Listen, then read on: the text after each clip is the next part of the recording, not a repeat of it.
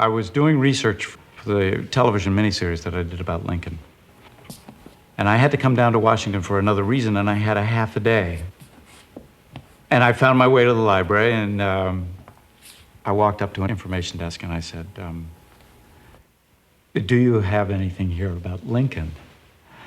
And the woman at the desk just looked at me like I was from Mars. And that's when I found out that the Library of Congress has all of Lincoln's papers. The Lincoln Presidential Library is within the Library of Congress. I remember the first time I saw these, when I was doing research for Lincoln. These are the contents of Lincoln's pockets on the night that he was assassinated. You don't often expect the library to have these kinds of things. I made a list, and I asked the prop department to give me facsimiles, and they found very, very close facsimiles, and I carried these other things in my pocket. And it roots it in a kind of reality that no amount of reading could ever do. I was looking for a feeling of Lincoln. This one photograph tells it all. One of the great insights into his character is a letter here, which I found absolutely fascinating when I came to write Lincoln. I'd never seen the actual letter, which I hold in my hand, which says, Executive Mention, Washington, August 17, 1863. And it's to an actor called James Hackett, a Shakespearean actor in New York.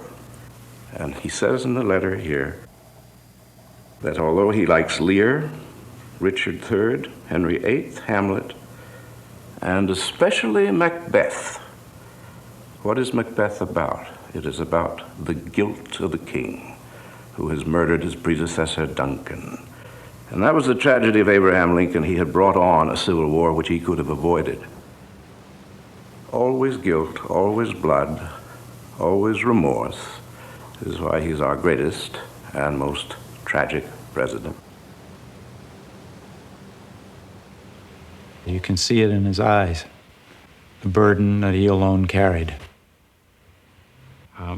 That's true also of these letters that he wrote to the bereaved ones of soldiers who had died during the war.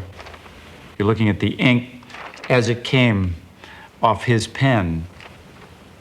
Dear Fanny, it is with deep grief that I learn of the death of your kind and brave father. In this sad world of ours, sorrow comes to all, and to the young it comes with bitterest agony because it takes them unawares. The memory of your dear father, instead of an agony, will yet be a sweet, sad feeling in your heart of a purer and holier sort than you have ever known before.